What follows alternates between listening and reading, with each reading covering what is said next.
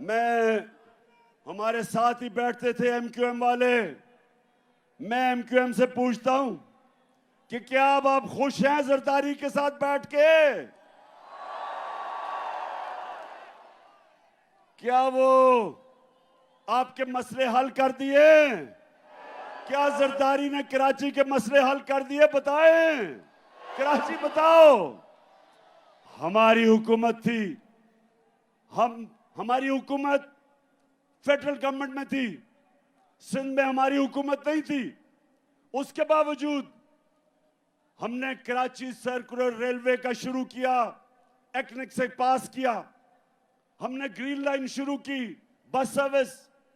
और जो सबसे बड़ा कराची का मसला है पानी का, K4 जो 15 साल से रुका हुआ था, वो हमने शुरू किया ताकि कराची के लोगों को पानी मिले। तो कराची इंशाल्लाह जो मुझे नजर आ रहा है, 26 साल से मैं जद्दोजहद कर रहा हूं, मुझे पहली दफा नजर आ रहा है कि अंदरूने सिंध के लोग वो भी हकीकी आजादी के लिए तैयार बैठे हैं। अंदरूने सिंध के लोग तैयार हो जाओ। मैं ये मार्च से फारग हो लूं, मेरा फिर पूरा रुख अंदरूने सिंध पे है और फिर कराची भी आऊंगा।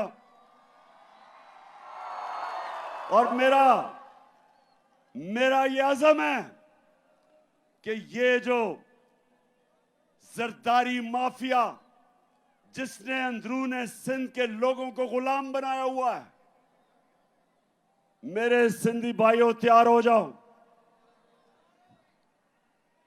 इंशाल्लाह मैं जब तक सिंध में अब दौरा करूंगा, एक एक डिस्ट्रिक्ट में जाऊंगा, अपने सिंध के लोगों को खड़ा करूंगा और ये अजाब, ये जो बीमारी लगी हुई है जरदारी की सिंध को, ये इंशाल्लाह इससे आजाद करेंगे।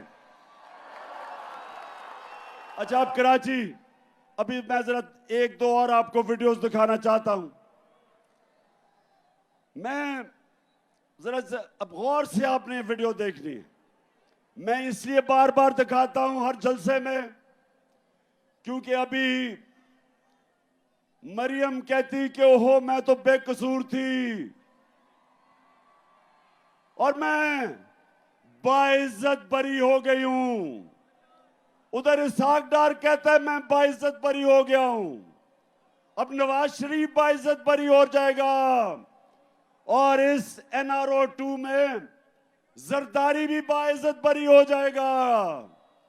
सिर्फ बेचारे छोटे छोटे चोर पकड़े जाएंगे पाकिस्तान में।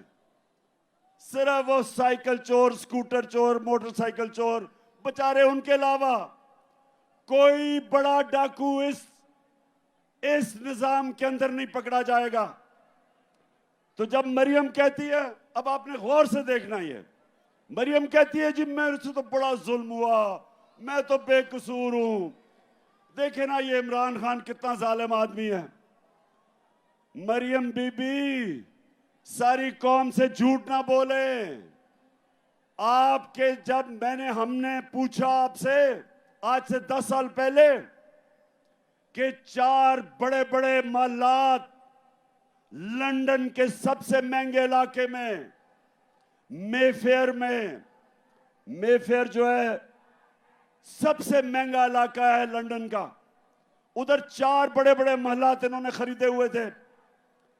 तो जब मैंने इससे पूछा कि बताओ कि ये महलात किधर से आए, कौन से पैसे से आए, तो मरियम क्या कहती है ये जरा देखें। 10 साल पहले इस तरह मुझे लगा कि आप लोगों को बेवकूफ नहीं बना सकते। मेरी सेंट्रल लंदन में प्रॉपर्टीज तो दूर की बात है, मेरी पाकिस्तान में भी कोई प्रॉपर्टी नहीं है। मैं अपने वालिद के साथ है और मुझे समझ नहीं आई कि मेरी और मेरी वालदा की और बहन भाइयों की प्रॉपर्टीज ये कहाँ से निकाल के ले आए हैं। मेरे नाम पाकिस्तान में कोई प्रॉपर्टी नहीं है, ये तो इंग्लैंड की बात है।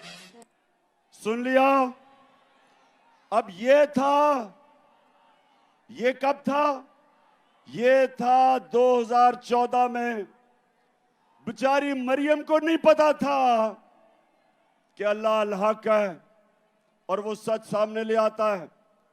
2 साल के बाद एक इंटरनेशनल इंकशाफ हुआ, पैनामा पेपर्स। पैनामा में जो इन्होंने ऑफशोर कंपनीज लेके बड़े बड़े दुनिया के वजीरों ने, प्राइम मिनिस्टर ने छुपाए हुए थे अपने असासे, उसे नहीं पता था कि वो इंकशाफ हो जाएगा और वो एकदम इनका नाम आ जाएगा कि जी मरियम के पे वो 4 बड़े बड़े महलात हैं। तो पहले कहती कि लंदन तो छोड़ो, पाकिस्तान में भी कोई प्रॉपर्टी नहीं है। अब जब इंकशाफ होता है तो मरियम का भाई हुसैन शरीफ क्या कहता है, सुने। मैं इस बात को तस्लीम करता हूँ कि अल्हम्दुलिल्लाह पाक लेन के ऊपर जो अपार्टमेंट्स हैं वो अल्हम्दुलिल्लाह हमारे हैं। मैं इस बात को तस्लीम करता हूँ कि उनको ऑफशोर कंपनीज नेस्कॉल लिमिटेड और नीलसन लिमिटेड जो है उनको ओन करती हैं, और मैं आपको ये भी अर्ज करता हूँ उनको होल्ड कर रही है मरियम नवाज शरीफ, मेरी हमशीरा जो है। ठीक है जी, ठीक है, सुन लिया सबने। कहती कोई प्रॉपर्टी नहीं है। भाई जब पकड़े गए तो उन्होंने कहा जनाब ये तो मेरी बहन मालिक है इन 4 बड़े बड़े फ्लैट्स की। तो जब ये पता चला कराची, फिर क्या हुआ? अब मरियम ने देखा कि अगर मरियम के पास तो पैसा ही नहीं था लेने के लिए, तो वो क्या कहती? अब वो अगर बाप का नाम लेती तो बाप के पास तो खुद उसने पैसा नहीं दिखाया, इसका मतलब चोरी का पैसा था। तो मरियम को बड़ा एक जबरदस्त आइडिया आया। उसने कहा हमारा दादा बहुत पैसे वाले था, अरबोपति था हमारा दादा। अब दादे से कौन पूछेगा, वो तो दूसरी दुनिया में जा चुका था। तो ये सुने जरा मरियम क्या कहती है। हसन हुसैन के पास आज जो भी है वो एक अरबपति दादा के पोते हैं। उस अरबपति दादा के पोते हैं जो 1960s और 70s में पाकिस्तान का अमीर तरीन इंसान था। ये जो एसेट्स हैं, ये जो बिजनेस के लिए पैसा है, ये सारा दादा से डायरेक्टली बच्चों को ट्रांसफर हुआ। तो समझ गए, डायरेक्टली दादा ने बच्चों को पैसा दे दिया। दादा अरबपति था। अब कराची, अब दादा तो दुनिया में नहीं था, लेकिन वो दादा शहबाज शरीफ का बाप था। मरियम का दादा शहबाज शरीफ का बाप था। अब शहबाज शरीफ अपने बाप के मुतल्लिक क्या कह रहा है, ये सुने। मेरे खानदान को 22 खानदानों में शुमार नहीं होता था। मुझे इसके ऊपर बाइस फख्र है कि मेरे वालिद का ताल्लुक एक गरीब किसान के घराने से था। हिंदुस्तान से वो